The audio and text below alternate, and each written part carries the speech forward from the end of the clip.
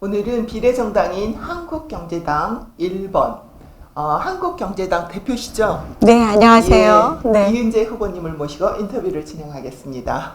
네, 굉장히 감사합니다. 힘드시죠? 네네. 그 소수정당 하시려니까 네. 그 거대 야당에 계시다가 얼마나 힘드세요? 아, 정말 이게 어려움이 많아요. 그죠? 네. 네. 그러니까 큰 집과 작은 집의 차이가 대단하더라고요. 그렇죠. 네. 특히 우리 한국에서는 네. 그 양당 정치가 굉장히 이제 뿌리를 받고 있어서 네. 사실은 소수정당이 활동하기가 굉장히 힘든 그렇죠. 그 정치 여건입니다. 네, 예, 네. 그래서 지금 굉장히 힘드실 것 같다는 생각이 네. 들어요. 벌써 그냥 호축해지신 것 같아요. 네. 예. 아니 지금 어제요 그 이은재 후보님께서 그 대검찰청인가요? 네. 그 앞에서 혈서를 쓰시고 네. 그 혈서를 쓰신 뭐 동기랄까 무슨 계기가 있으셨습니까? 네. 우선요, 이 손가락이 아직도 좀 얼얼하고 아파요. 아우 이거 네네. 여기를 이제 이렇게 해가지고. 근데 지금도 굉장히 계속해서 얼얼하고 아프고 어젯밤에도 계속 아프더라고요. 그런데 이제 지금 문제는 우리가 지난 여름부터 가을까지 이 조국이 문제 때문에 나라가 얼마나 정말 시끄러웠어요. 그 조국의 문제는 정말 다시 거론하기도 싫지만 제일 그 젊은 엄마들이 흥분했던 것이 또 우리 대학생들이 흥분했던 것이 조국의 그 입시 캐슬 그렇죠. 입시 비리 문제, 조국 캐슬 입시 비리 문제 가지고 문제가 많았던 거고요. 그 다음에 뭐 부동산 관련 문제, 그 다음에 또 그 사학의 투기 문제, 뭐 자기 그 펀드 문제, 그 다음에 저는 또 조국의 부동산 관련해서 조동산이라고 이름을 당시 붙였어요. 네. 네, 네. 그래서 그런 문제가 정말 우리 국민들로부터 굉장히 혐오를 느낄 정도였죠. 그런데 그런 조국을 수사하고 살아있는 권력을 수사하고 조사하고 그랬다고 지금 윤석열을 이 정부에서 얼마나 지금 핍박을 하고 있습니까? 그런데 정의를 부르짖고 나가는 사람에게 그렇게 한다는 것은 좀 이게 나라가 문제가 있는 게 아니냐. 저는 이렇게 보고 있습니다. 사실 이제 우리가 조국 그 법무장관 취임하기 전에 청문회를 하지 않았습니까? 그렇죠. 네. 그 과정에서 이제 굉장히 많은 문제점이 네, 드러나서 네. 사실은 조국을 지지했던 그 중도층의 사람들도 굉장히 이제 실망이 많았던 그런 부분도 있었는데 더 충격적이었던 부분은 그러한 다양한 여러 형태의 그러니까 어떻게 보면 지금 재판하고 있지 않습니까? 네. 그럼에도 불구하고 조국 지지라는 이제 대형 집단을 만들어서 그렇죠. 검찰청 앞에서 이렇게 시위를 하는데 수많은 사람이 모이고 또 광화문에서는 조국 반대에 대한 그 집회죠. 그리고 어떻게 보면 윤석열 총장에 대한 지지를 이제 표하는 그런 집회를 보면서 굉장히 충격을 받은 국민들이 참 많습니다. 그렇죠. 어쨌든 양측의 그 행태를 보면서 굉장히 충격을 받아왔고 지금 현재는 이제 정경심 조국 부인이 네. 구속이 된 형태로 재판이 진행되고 있습니다. 그런데 지금 이제 우리 총선 지금의 이슈가 윤석열 지지냐, 조국을 지킬 것이냐로 지금 이제 이게 이슈화가 되고 있지 않습니까? 그러게요. 그래서 이제 다시 또 이제 소환된 조국이다 이런 네. 이제 그 말들을 하고 있습니다. 우리 이은재 후보님께서는 이러한 이제 총선에서의 조국과 윤석열의 그 수호를 놓고 이게 이제 부각되고 있는 이 이슈에 대해서 어떻게 생각을 하고 계시는지요? 그러니까 근본적으로 조국이는 이미 끝난 사람인데 그 사람을 다시 끌어내는 것 자체가 우선 저는 문제가 있다 이렇게 보여지고요. 그다음에 이제 제일 큰 문제는 그 열린민주당의 비례대표 2번을 받은 최강욱이라고 있어요. 근데 이 최강욱이라고 하는 사람은 지금 사실 지난번에 그 문서도 위조를 해서 지금 아마 그 여러 가지 조사를 받고 있는 걸로 알고 있는데 그 사람을 끌어서 2번 비례를 주는 게 말이 안 되고 그 다음에 또 하나는 황희석이라는 사람이 있어요. 네, 황희석이라는 사람도 역시 조국을 수호하는 사람입니다. 그런데 그런 사람들이 이제 국회에 들어간다 그러면 이게 어떻게 되겠습니까? 그래서 이 사람들이 이제 국회에 들어가면 제일 먼저 하겠다는 게 윤석열 끌어내리겠다는 겁니다. 근데 이 국가에서 일을 제대로 잘 하는 사람을 끌어내리겠다. 이거는 좀 안 맞는 것 같아서 제가 열심히 나서서 우리는 윤석열을 수호해야 된다. 그래가지고 그 윤석열 수호하기 위해서 많은 노력을 하고, 그 다음에 이제 제가 사실은 그 옛날에 미래통합당에 있을 때 그 공수처법하고 선거법을 막기 위해서 6번의 기소가 됐습니다. 네. 이것이 이제 결국은 조국과 윤석열과 다 이렇게 관계된 거였습니다.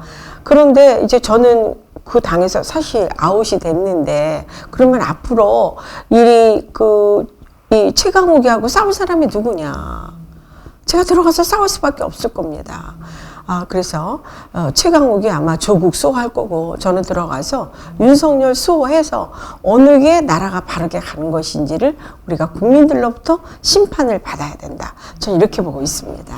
사실은 이제 살아있는 권력이잖아요. 그렇죠. 살아있는 권력을 조사하는 검찰총장은 사실은 우리 검찰 역사상에 참 드문 일이죠. 네, 네. 그런데 이제 윤석열 총장께서 지금 살아있는 권력에 대한 조사를 진행하고 있지 않습니까? 네. 우리 이제 일반 국민들은 그렇게 바라보고 그렇죠. 있습니다. 네. 그런데 이제 이번 총선에서 네. 그 윤석열 총장에 대한 거의 막말에 가까운 뭐 공수처 네, 네. 수사 대상 네. 1호라도 이런 식의 이제 발언이 네, 정치권으로부터 나오면서 굉장히 국민들이 한편으로는 그 느끼는 충격은 상당히 큽니다. 그런 발언 자체가 아무 여과 없이 그렇게 이제 더군다나 그 후보들이 그렇게 할 수 있다는 게 사실은 우리 한국 정치사에서도 참 드문 현상이라고 지금 보고 있습니다.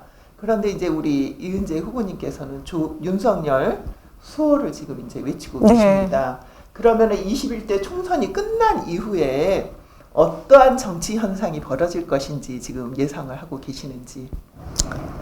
참 심각하다고 저는 보고 있습니다. 굉장히 우선 제가 볼 때는 이 미래통합당에서 좀 의석수를 많이 가져가야 될 텐데, 또 뭐 어떻게 유시민 이사장은 뭐라고 얘기를 했냐면 자기네가 180석을 가져갈 수 있다, 이런 얘기를 한 걸로 봐서, 그 다음에 또 오늘 미래통합당의 그 선거 대책을 회의를 하면서 좀 여러 가지 좀 굉장히 어렵다 이런 얘기를 해가지고 저도 굉장히 좀 많은 걱정을 하고 있어서, 국민들께서 정말 이번에 심판을 잘 해주셔서 나라가 제대로 잘 갈 수 있도록 그렇게 해주시는 게 굉장히 중요하다고 보여지고요.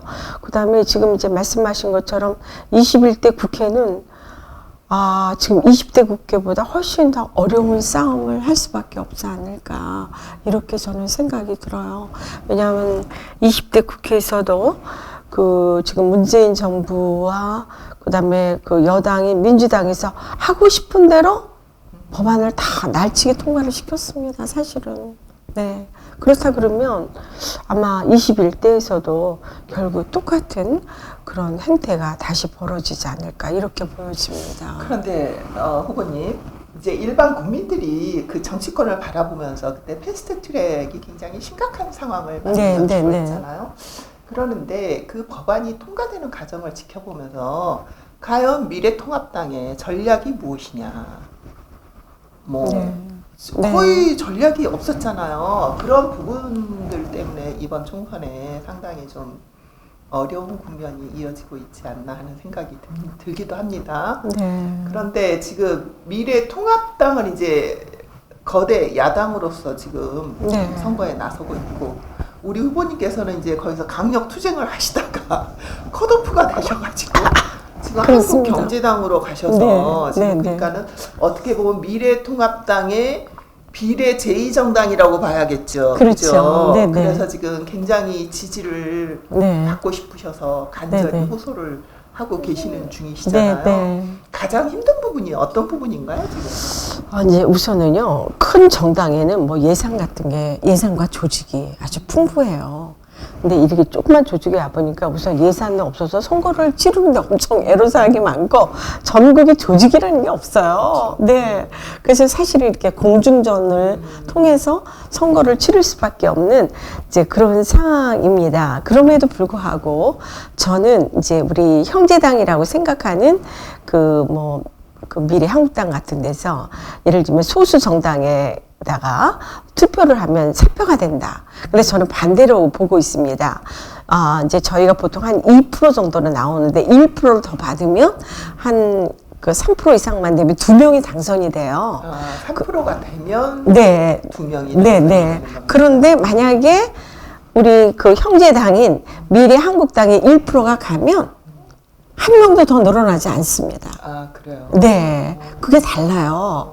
그래서 결국은, 그게 저희가 이제 절대로 사표가 되지 않고, 누누이 저는 말씀을 드리지만, 이제 여기서 당선이 되면 결국은 다시 우리 미래통합당에 가서 문재인 정권 심판하고, 이렇게 조국이 윤석열, 이렇게 우리 사회를 갈라놓는 그것을 더 이상 하지 못하는 그런 법도 만들고 해야 될 것 같습니다.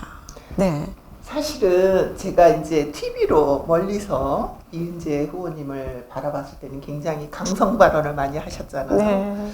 그래서 굉장히 막 투사 같은 이미지로 각인이 되어 있었는데 오늘 인터뷰를 하면서 직접 이렇게 만나 보니 굉장히 여성스럽고 참 고우십니다. 네, 아유, 감사합니다. 이런 여성 의원님께서 네. 어떻게 그렇게 강력한 대여 투쟁을 하셨는지 좀 약간 의아스럽기도 합니다. 그렇죠. 네. 선거 과정에 지금 굉장히 힘든 과정을 가시고 계십니다.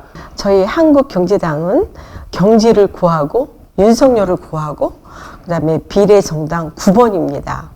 그것뿐만 아니라 김종인 지금 선대위원장이 그 경제정책과 유사한 그런 경제정책을 가고 있어서 마땅히 저희는 미래통합당의 위성정당으로서 제2 위성정당으로서 자리매김을 지금 이미 일부 했다 이렇게 보여집니다. 예. 오늘 이제 저희 스튜디오까지 오셔서 이렇게 인터뷰를 진행해 주셨는데요. 이제 총선 투표를 이틀 남겨놓고 있지 않습니까? 그러면은 정확하게 우리 한국경제당의 공약이 무엇인지 좀 분명하게 우리 유권자들에게 설명을 해주시면 좋겠습니다. 네, 가장 중요한 것은 저희는 지금 현재 경제가 너무 나쁘기 때문에 그다음에 나쁜 정도가 아니죠. 그래서 우선 경제 살리는데 앞장쓴다 하는 거를 지금 보고 있고요. 그다음에 이 코로나19 사태로 인해서 이 경제가 더욱 더 나빠졌습니다. 근데 이제 코로나 사태가 머지않아 저는 종식이 되는데 그러고 나면 각 세계에서 전부 다 이 코로나 경제를 부활시키려고 굉장히 애를 쓸 겁니다. 그래 과연 이 문재인 정부의 그런 아이디어와 정책이 있을라는지 상당히 걱정이 돼서 그런 우리 국민을 위한 그다음에 가정경제, 시장경제, 국가경제 모든 경제의 뒷받침을 바로 이 비례정당 9번 한국경제당에서 끌고 나가겠습니다. 네. 오늘은 이은재 한국경제당 1번 이은재 후보님을 모시고 인터뷰를 진행했습니다. 좋은 선거 결과 바랍니다. 감사합니다. 대단히 감사합니다. 네.